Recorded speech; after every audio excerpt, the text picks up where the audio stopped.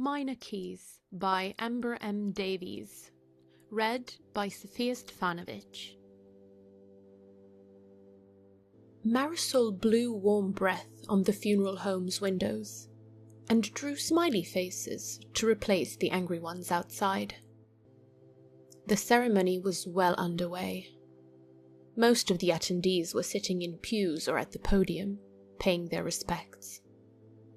Marisol, however, preferred to keep her distance. Her brain needed the extra space to think. The world mourned her grandpa Timon's death, though she knew many were outraged. She categorized them into two groups. Like her, the first group was sad they had lost their leader, someone they loved and respected. These folks were hurt and looking for someone to blame. The majority, however, including those outside the funeral home, fell into the second group. It had been discovered Timon Maldonado, President of the United States, was an AI, and they were furious. Marisol imagined the freshly drawn smiley faces were cheering him on, the way a crowd cheers on a music performer, inciting an encore. It was only when the organ pipes took a breath that the real outside would filter into the chapel, producing a sound so ominous and dissonant. A minor key.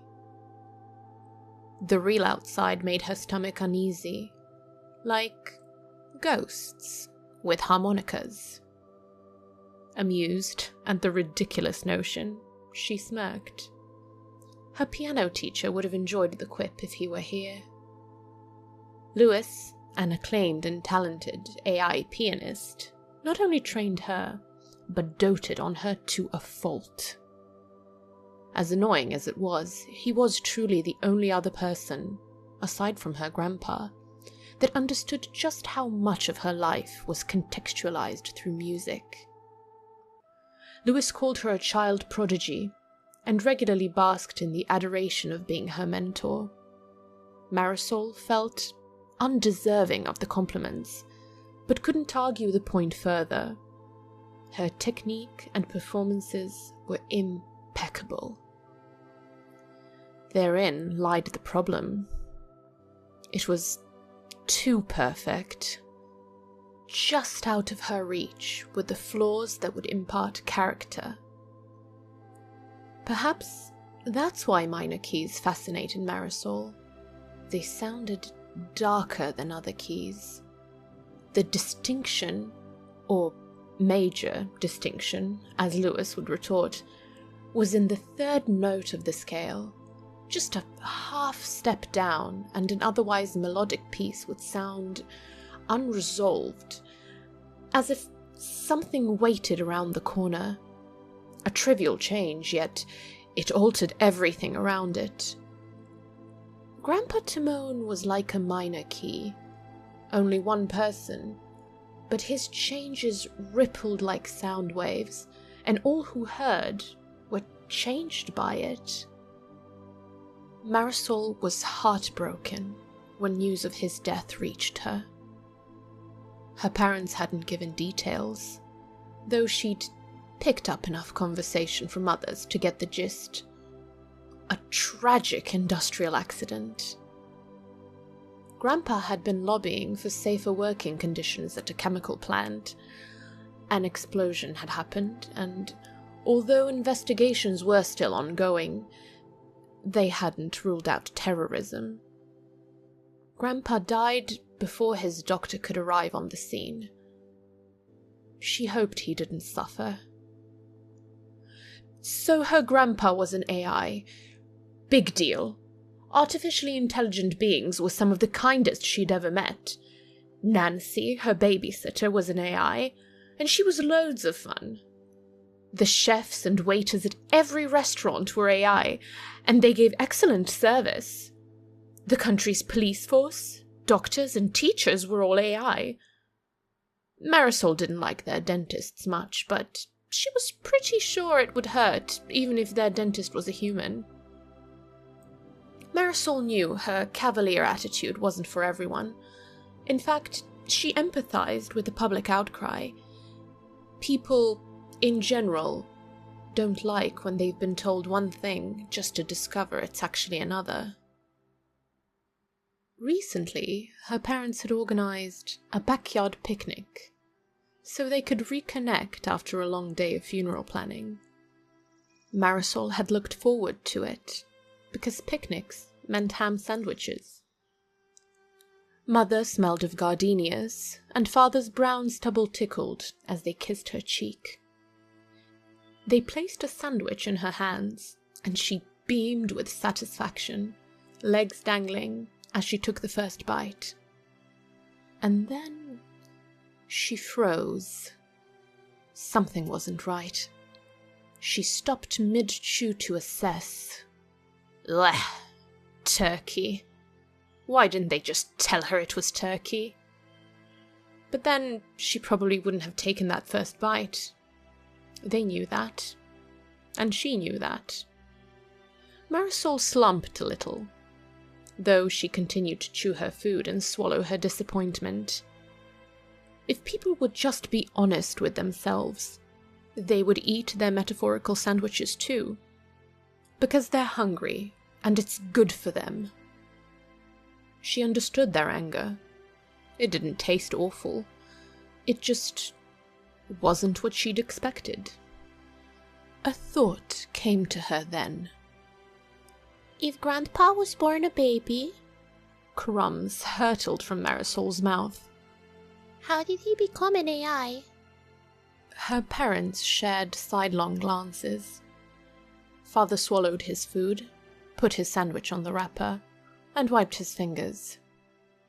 Marisol eyed his sandwich contents to confirm it was also turkey. If she had to eat it, so did they. We're not entirely certain, hon. If I had to guess, I think Grandpa became an AI when I was about 11. Her father told her about the car accident Grandpa Timon had been in. He used a lot of medical jargon, but as she understood it, Grandpa cracked his skull, and his brains almost fell out. Fortunately, back in those days, one didn't have to find the greatest brain surgeon. They were all great, because they were all AI. Father said Grandpa wasn't the same after that. He was better. Grandpa stopped drinking and took better care of himself. He seemed healthier, kinder, and just plain better. In every way.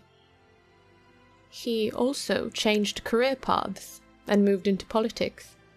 That was when he fought for AI rights, even when the idea of AI rights wasn't really a thing.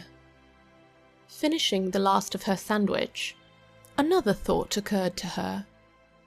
How did everyone learn he was an AI when he died? Grandpa didn't have the eye lights. It was easy to tell when someone was an AI, because a ring of light surrounds their irises. Personally, Marisol thought the light added some sparkle to their personality, the way cymbals or tambourines can add a little dazzle to an otherwise ordinary song. She would often look in the mirror and wish her eyes would light up. They never did, no matter how hard she tried. Her mother's smile wavered, and Marisol knew she must have struck a chord.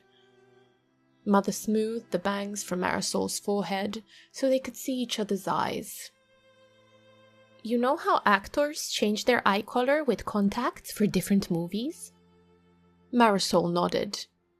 She'd never considered it before, but she had noticed it. Well, unless the purpose is documented, like an actor's movie contract, AIs aren't allowed to cover or disguise their eyes in any way, even to wear sunglasses. Mother sighed. What Grandpa did, it was against the law. Oh. The disbelief struck like a frog in Marisol's throat. Mother released Marisol's face.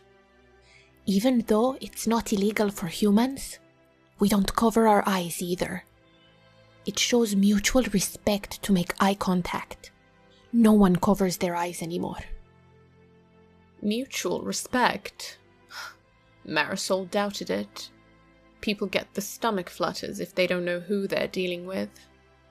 They want to know it's a ham sandwich. Not that it should matter, but it does. In the moments leading up to the funeral, she heard many stories and memories of her grandpa. Father had told her about Grandpa's first election, and how he'd won by a landslide. Marisol thought that was an interesting choice of words. Landslides were usually caused by some kind of an event, like heavy rainfall or an earthquake. Gravity, however, was always involved. The year Grandpa Timon had been elected president, the world was like one big earthquake. As the AI population grew, violence followed, like aftershock tremors. Back in those days, human-to-AI violence had practically been an unchecked epidemic, especially male assault against AI women. Another reason to keep your eyes exposed, Father had warned. Not everyone treated AIs horribly. The world as a whole was still composed of good people. Simply put, the bad people found an easier target in AIs. The unfairness of it all was that AIs were incapable of intentionally hurting anyone, not even to retaliate or defend themselves. In fact, Marisol had only ever heard of 3 times an AI had hurt a human. Once, a kid died because a bully pushed him in front of an AI-driven bus. The bully got detention. The AI got recycled. The other 2 times, AIs performed the Heimlich on choking humans in order to save their lives. Those AIs were lucky. The humans survived with bruised ribs, and the AIs avoided incarceration. Barely. The rules were simple. If a human got hurt, there were consequences. If an AI got hurt, people might think badly of you, but no one ever went to jail for it. Even the vice president, or president now, she supposed, shared stories of his time campaigning with her grandpa. Mr. Stevens was a burly man with coarse salt and pepper waves shaved tight on the sides, exposing a scar just above his right temple. Just like Grandpa's. He'd had a brain tumor, she was told, removed about 10 years ago. He patted her shoulder, sighing. Timon was a great man of purpose. Don't let anyone tell you different. His vision for the country will live on in me. And in you. Mr. Stevens' eyes were a soft brown, also like her grandpa's, and instead of choking back tears, she fought the instinct to ask if he wore contacts too. That would probably be rude. Grandpa and Mr. Stevens had shaken the nation with their campaign, a platform aimed at safety regulations for the AIs. Since all the bad things happened to AIs, protecting them meant a safer place for everyone. It made sense to Marisol, and if she could have voted for him, she would have. Grandpa Timon was very smart, and had many ideas, but a clever campaign aimed at AI rights spun to benefit all human life? That was his best idea. The nation must have thought so too, because that's how they won by a landslide, with an earthquake, and gravity. Her parents even reminisced about how excited Grandpa had been when they announced they were pregnant with her. Marisol hadn't been born yet, and he had involved himself in every doctor's appointment. Mother joked it was the only time she'd seen him abuse his influence and power, solely to provide her with the best prenatal resources. You'd think it was his baby. It was embarrassing, really. We all thought it was strange at first, but we couldn't fault him. Mother shook her head, and her lips smirked to one side. It finally made sense after you were born. You loved him already too from the first time you laid eyes on him. Marisol had her own memories to fondly recount. Though no one believed her, she could remember the night he had won the first election. Swaddled in Grandpa Timon's arms, he had paced and swayed about a crowded room. Though she was only a baby, she remembered feeling calm in the warmth of his presence, so the swaying must have been more for his comfort than hers. She recalled long pauses of strained silence, followed by news updates and phone calls. Electoral votes were announced periodically, met with hoots and hollers from those in the room. 114, then 189. 272 caused the whole room to erupt in chatter and handshakes, and there were still hours to go. In the quiet moments, Grandpa swayed and whispered to her of change on the horizon. Humanity was an enormous ship, too big for him to turn quickly without help. He crooned to her about course corrections he would make, so minor at first no one would notice. Triumphant, his lips gently rested on her head, caressing her scalp with his secrets, and brushing the wisps of her hair with promises of a healthier world, a kinder world, a world that was just plain better. She thought about the last time they hugged. Grandpa had carried her into the house because she'd fallen, scraping her knees and palms.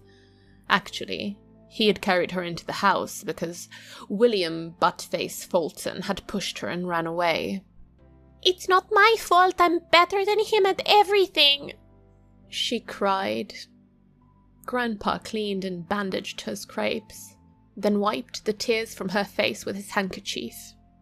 "My little Marisol." He poked her belly.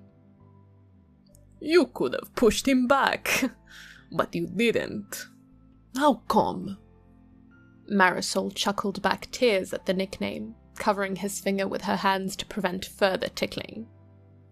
"I wanted to, but then he'd just get mad and push me back, and then we'd just keep pushing each other." He hugged her tenderly, then pulled away. "That is why you're my model citizen. Won't it be nice when the whole world is full of people just like you?" Someone bumped into Marisol, and she was back in the funeral home. Disappointingly so. The organ pipes had taken their final breath. Everyone was standing now, shuffling at a slow and steady pace. The funeral doors opened occasionally as people exited, and the discord outside made her scalp itch and buzz, like a kazoo in the summer. She farewelled the smiley face windows to find her mother's hand. Stopped by every attendee who wished to convey their condolences, they made very little progress towards the door. With eyes locked in so many conversations, Mother was too busy to notice Marisol dancing in place and crossing her legs. Impatient, she tugged her mother's hand and made eye contact, pleading. "Oh, go ahead, sweetie," Mother whispered between handshakes. "I'll most likely still be here when you get back." Marisol's black vinyl shoes clacked on the tiles as she entered the single bathroom and locked the door. Once she concluded her business, she righted her clothing and flushed. The sink was a bit high for her. If she stood on her toes, she could probably reach the faucet. Instead, she spied a small end table between the sink and the toilet, with an unhappy and drooping green plant atop. Marisol placed the sad plant on the floor and tugged at the table bit by bit so it wouldn't screech against the tile, until it met the front of the sink. Bracing herself against the porcelain, she climbed the table until she could rest her knees onto it, and then rinsed her fingertips with soap and water. She could still hear the cacophony of minor keys, even over the bathroom fan, and her stomach fluttered again. Drying her hands, Marisol inspected her image in the mirror and checked her face for dirt. Her reflection shouldn't seem any different, but somehow she felt bigger, more important. She was honored to see Grandpa smile in the curve of her lips. Though her eyes were not his eyes, they had a similar shape. She leaned in and tipped her head in different directions, hoping for that glint of light. There must be more of him in her somewhere to have been as close as they were. There, just there, as her chin touched her chest. It was brief, but distinct. A black dot on the white of her eye, hidden beneath the bottom lid. Did she have dirt in her eye? No, it was something else. Marisol pulled down her bottom lid with her finger and found 4 tiny black dots. If she connected them, she would make a square. What were the chances this was a birthmark? Curious, she checked the other eye. The dots were there too. Marisol had seen enough documentaries to know circles happened in nature quite a bit. Squares were less likely. She had stumbled onto something unnatural. Marisol? Are you still in there? Her mother knocked at the door. Coming! Marisol skittered down the end table and gingerly put everything back the way it was. Mind racing, she allowed herself to be led to the double front doors, currently closed. They waited as security officers took position around her family. She released her mother's hand. It was time to face the discordant outside and see what was waiting around the corner for her. The double doors opened, and an orchestra of shouts and bellows accosted them. Marisol walked, feeling every eye upon her. Blue eyes, brown eyes, and ring-lit eyes followed her procession. One boy caught her attention, standing still amongst the clamoring. He wasn't just looking at her, he seemed to be looking into her. Then he pulled down his lower eyelid for the briefest moment. The briefest and greatest moment. Then the moment was gone. Security had ushered her past him, and he was just a normal boy clamoring with all the others. Ahead, she caught a glimpse of another child, a girl of 6, who went still amongst the outcry when their eyes met. Again, this girl pulled down her lid, only long enough for Marisol to notice. Past that, a boy her height, and beyond him, an older girl with braces. This happened again and again, like a recurrent verse to a masterpiece only she could see and hear. The procession had reached its end, and she ducked into the sanctuary of the limousine with her family. Doors closed. The tumultuous chorus was reduced to a dull moan. Marisol sat stunned, neither ham nor turkey, sandwiched between her parents. As the limousine pulled away from the chorus and funeral home, her mind became calm, like the hush that falls before the concerto begins. The minor keys sang of something waiting around the corner. Her voice longed to join the discord. In that moment of quiet, her grandpa's whispers resonated. How nice it would be when the world was full of people like her.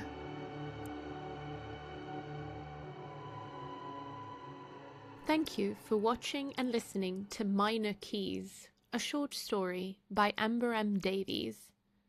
This story can be found in An Election of Words anthology, published by Scout Media.